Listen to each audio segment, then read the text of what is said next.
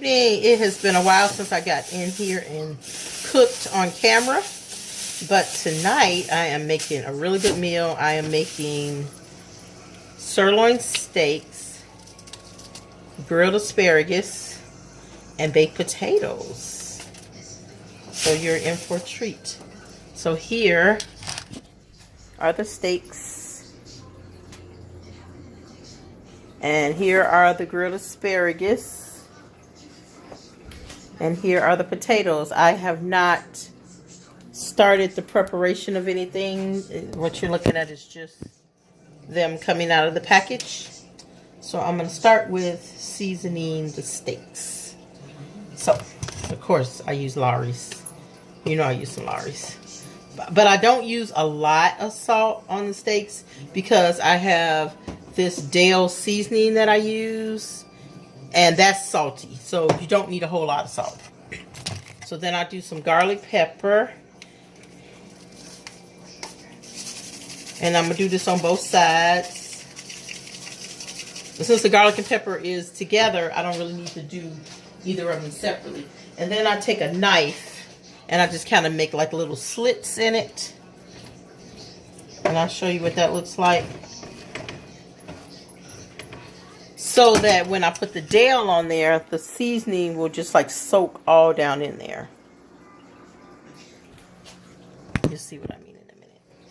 So I'm going to turn them over and season them on the other side. It also helps to kind of tenderize the steak by putting the little knife marks in there. Helps the seasoning to get down in there, and it helps them to cook more thoroughly all the way through. So then I'm going to put garlic, pepper, and seasoning salt on both sides. And then the asparagus, I cut probably about that much to my thumb off because that part is really chewy and kind of hard to eat, so it's kind of useless, so I always cut that part off. And I turn my oven. I put it on like 365 for the steaks.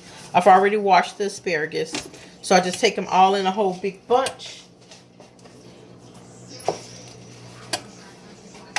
And I just figure out where I want to cut them, which is going to be right about here. You do lose quite a bit of the asparagus, but that part you wouldn't want it to eat anyway because it's going to be real crunchy. I don't know about anybody else. They may save and eat those parts, but I always throw that part off. So I'm not going to make this whole bunch because that's a whole lot of asparagus and it's just the two of us. So I'll take another bunch. Cut that end off. I try to make them all even just so it looks pretty.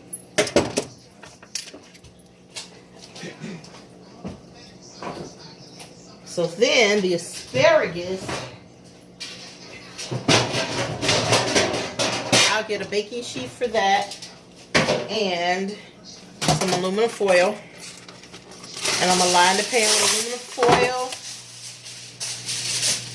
And then I don't have olive oil, which I think I might have some olive oil. Let me see.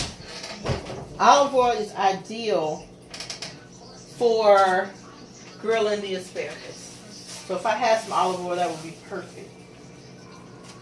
I'm going to look and see.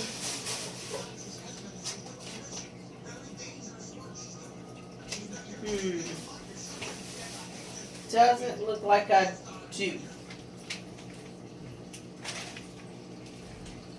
So I have some of this grapeseed oil I'm going to use. So I'm going to pour the grapeseed oil on here. Not a whole bunch, but just enough where I can kind of take my asparagus, which I've all cut, and I cut it all pretty evenly. And then I just kind of roll it around in the oil so it's evenly distributed. And then I lay them out nice and flat on there.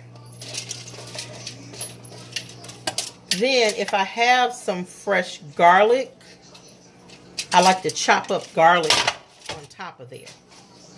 So I'll put the rest of this asparagus away because I won't be cooking that today. And just save the rest of those stalks for another time. And I'm not going to cut those until I get ready to cook those. But I have more than enough for us to have maybe 8-9 pieces a piece.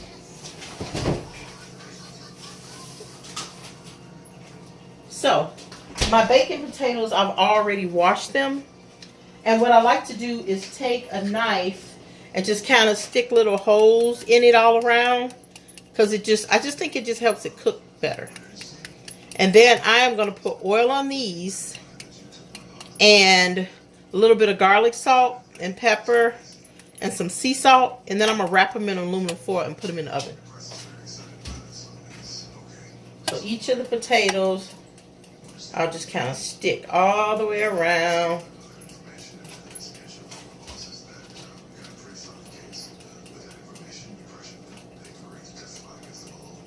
Can you see me? Just stick it all the way around. Okay. Then I will get individual. I'm going to wrap them individually. Because I think if I wrap them all together, it'll take longer for them to cook. So I have each individual foil. Put a potato in it. Then some oil. Rub it around in the oil real good.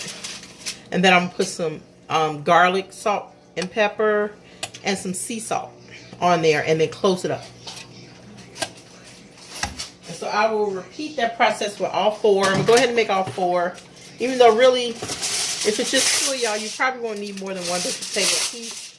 But then if you go ahead and make all four, then you just have some leftovers.